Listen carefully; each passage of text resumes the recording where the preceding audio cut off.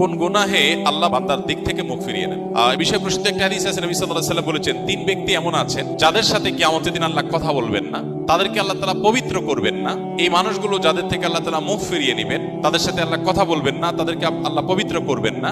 সেই মানুষগুলোর মধ্যে একজন হলেন ওই পুরুষ, যে পুরুষ টাকনুর নিচে পোশাক পরে। পোশাক পরে বলতে যে পোশাক উপরের দিক থেকে যায় সেটা টাকনুর নিচে পরে, প্যান্ট, পাজামা, চাদর, লুঙ্গি, জুব্বা, জামা, এগুলো। মোজা যেটা থাকেই নিচে, নিচ দিক থেকে পরা হয়, ওইটা কথা ভিন্ন। তো এই যে মুসবিল যে ব্যক্তি টাকনুর নিচে প্যান্ট, পাজামা, লুঙ্গি ইত্যাদি পরে, এই ব্যক্তি তার সাথে আল্লাহ কিয়ামতের দিন কথাও বলবেন না এবং তার দিকে আল্লাহ তাকাবেনও না, তাকে আল্লাহ পবিত্রও করবেন না।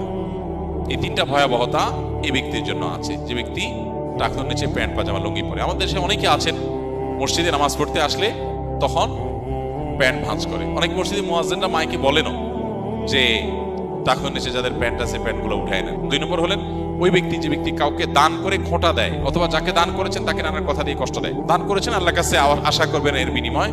যাকে দান করেছেন তার সাথে আপনার কোনো আলাপ থাকবে না। দান করে খোঁটা দিলেন, কষ্ট দিলেন, খোঁচা মেরে কথা বললেন, এগুলো বললে আপনি আল্লাহ তাআলার দৃষ্টি থেকে সরে যাবেন কিয়ামতের ময়দানে। নাম্বার 3, ওই ব্যবসায়ী, যেই ব্যবসায়ী তার পণ্য বিক্রি করতে গিয়ে মিথ্যা শপথ করে।